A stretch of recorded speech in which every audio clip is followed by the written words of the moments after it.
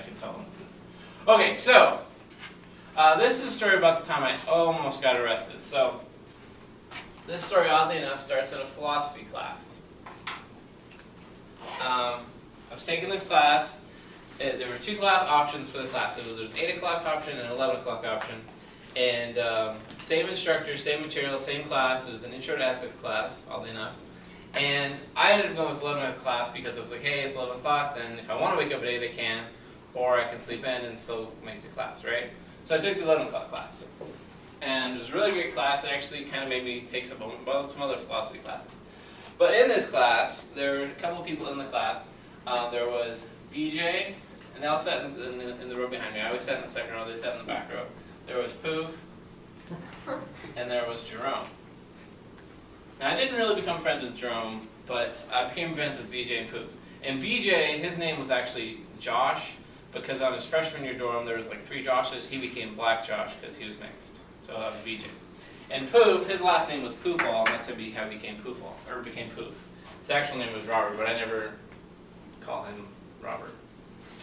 So, but now he's married, so I guess his kids probably call him Robert, or Dad, but everyone.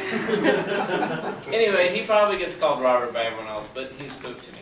So, anyway, they were sitting in the row behind me, and throughout the class, you know, we chat before class and after class, and at some point in the middle of the semester, they were like, hey, we're having this party.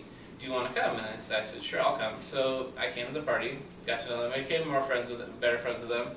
And anyway, they became friends. One night, we decided we were going to go to Fieldhouse. And Fieldhouse was the bar in Columbia where they would have, on Friday nights, they would have the $7 bottomless cup, which is a horrible idea.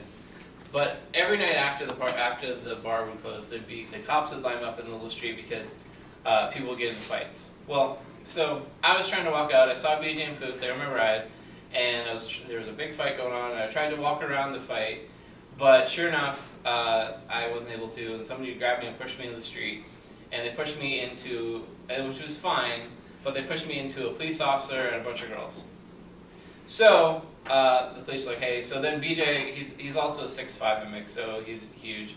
So he picks me up, and then the police decide that I'm a problem. So I'm hugging my 6'5" security blanket, but then the police pull me in the middle of the street, and I stand there in the middle of the street like they were going to arrest me, but they didn't really have anything on me. They didn't have anything to arrest me for. So I stood there for about 10 minutes. I was like, hey, we're right there. I'm ready to go home. Not involved in the fight.